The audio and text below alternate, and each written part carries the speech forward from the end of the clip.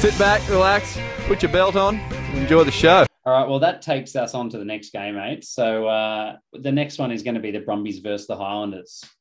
And it's not under the roof, so you won't get to hear me say that 30 times and be very excited. Yeah, there is no roof in Canberra. Yeah. Just a glass ceiling. Okay, so what do we got for changes in the front row? I just realised I've still got the Hurricanes and Reds there. That's great for me. That's good. Look, I'll just make it up as we go. But look, the Brumbies, Nos Lonergan in again. I can't actually see the bench here, but is Falau Faingo on the bench for the Brums?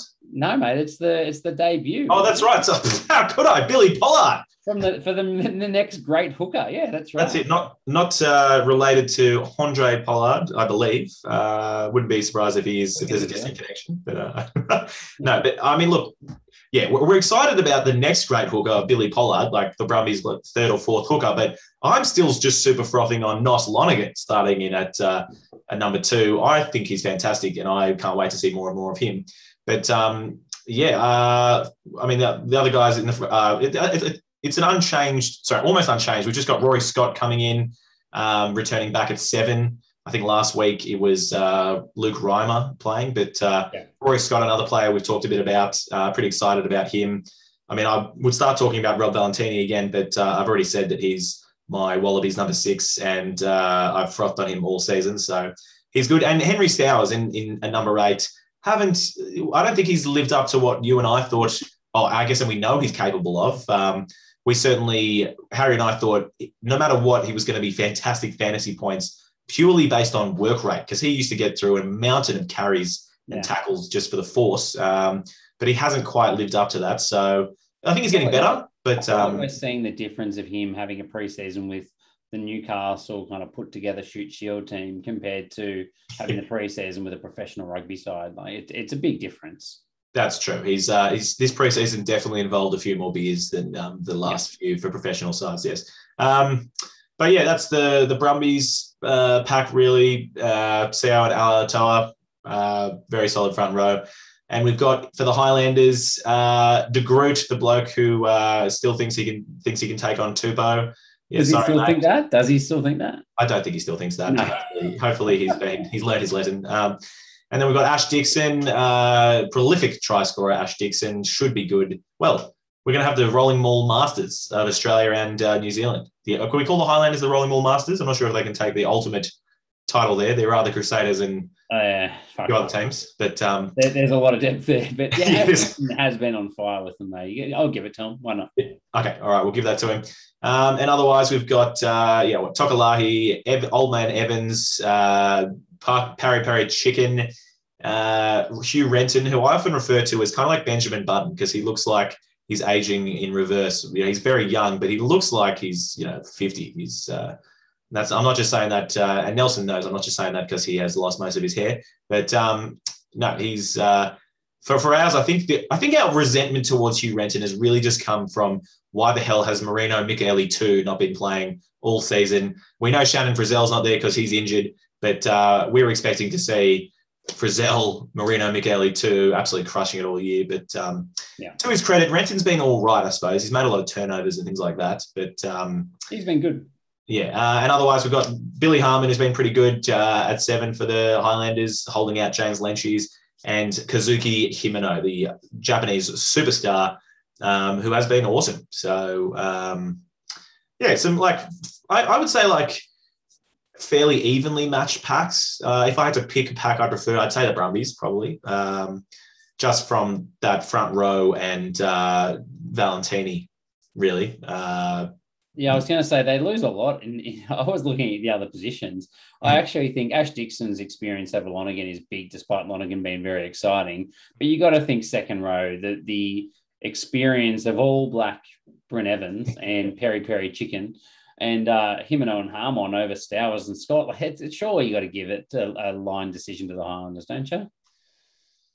Look, it's close. I think I just never paid the Highlanders enough respect, and I'm going to continue on that line. So I'm going to stick with the Brumbies, but it'll be interesting come scrum time as well. I think, the Brumbies, we've thought in recent years that they've been unbeatable in the scrum, but they've been going backwards in that front, I feel like. But they are at home in Canberra, and they did play Well, sorry, actually, last week they played in. Did they play at home last week against the Hurricanes? No, they were in. Yeah, they're at home. They're at home. Yeah, that's right. They do play. They do actually play better at home. So I don't know. I think the battle up front here. I think we'll see a lot of rolling mauls. I think both teams will try that for sure. And I guess it'll just be about who can execute better, really. But I think for me, the Brumbies pack have got it. Yep. No, fair enough. Hmm. The back lines, you got Aaron Smith and Hunt versus Nick White and Kunzel, versus the centre combinations, or playing with the centre combinations of Gregory and Collins, who have gotten some consistent game time together now. Mm-hmm. And Ira Simone and Len Ikitau the same. I think they've really developed through the year, and I think it was good to see Ikitau scoring last week. I think he was due. He'd had a bit of a quiet few weeks. Yeah, I was going to say, this is a prime example of, I'm sure most people would probably pick Gregory and Collins as the better centre pairing there, but I just don't like either of them. And so I love Simone and Ikitau. I'm super biased. I think I want Simone and Ikitau to be better, but I think Gregory and Collins are definitely better right now. Yeah. Especially on form. I just think Gregory's just been playing out of his skin, and Collins is a good outside centre. I actually think it's his best position. I don't like him. I never will. No, you're a jerk. Outside backs, you got Nareki, Tompkinson, and Josh Ioane. So playing the second playmaker out the back. Yeah, Tompkinson still can't get a run in the centres anymore. And Mac Hansen, that is coming in on the left wing for the Brums, with Tom Wright and Banks rounding out the back three. You got Solomon Akata on the bench. You got Reece Jan, Pasatoa getting a late run as well.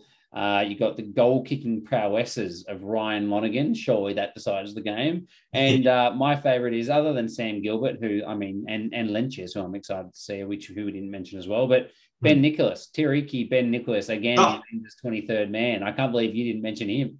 Well, it's because I actually haven't even looked at the bench. But yes, I love Tiriki Ben Nicholas. He's one of those players that, they just have so many good number 8s, like 6 and 8s.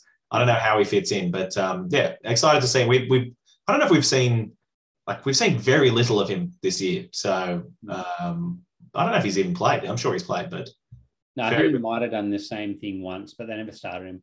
Yeah, absolutely.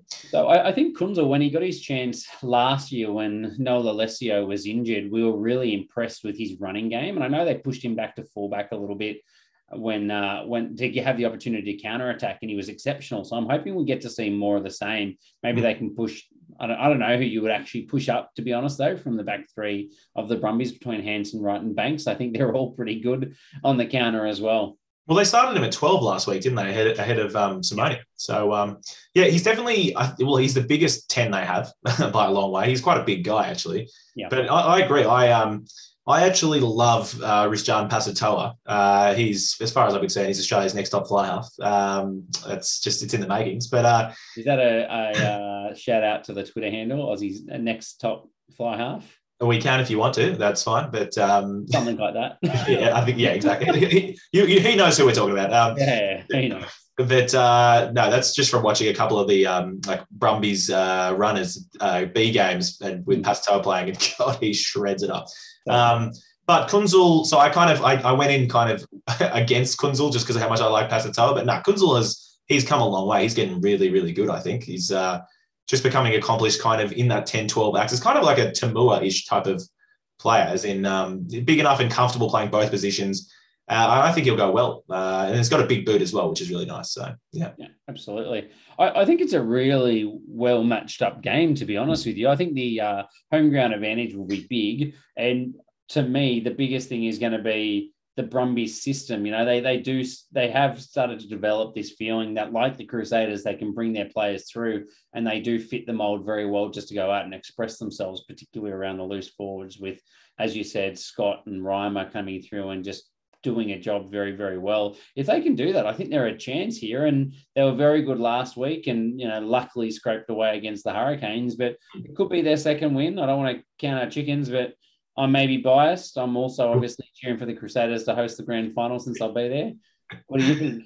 Well, what I was about to say, what did we say? We I think you said four game, three. I'll say Brumbies by 3. Okay, Brumbies by 3. I was going to say, what did we say for the season for Aussie wins? I think you said 4 Aussie wins. So We're going to need 2. Is it 2 from this week? Yep. So Reds and Drums, got it. And the Tars. Yeah. Okay. So sorry, you're saying this game, you see the Brumbies taking it by 3. Yep. Nice. I like it. You know what? I normally err on the side of caution and just pick the Kiwi sides, but to spice it up, I'm going to pick the Brums on this one. I liked how they played last week. I like Kunzel, and I wanted to finish with a point on.